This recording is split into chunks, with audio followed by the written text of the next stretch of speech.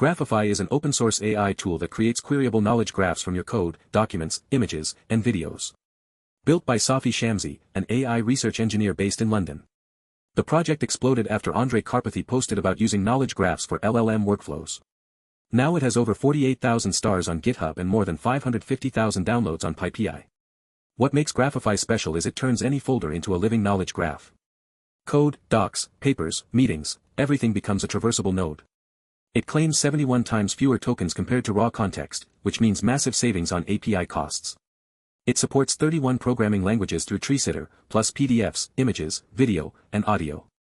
Works with Claude Code, Codex, Cursor, Gemini CLI and many more. MIT licensed, actively developed with commits every few hours. The founder runs it bootstrapped with an enterprise waitlist.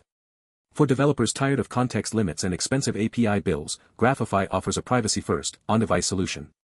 Pip install Graphify and you are ready to go.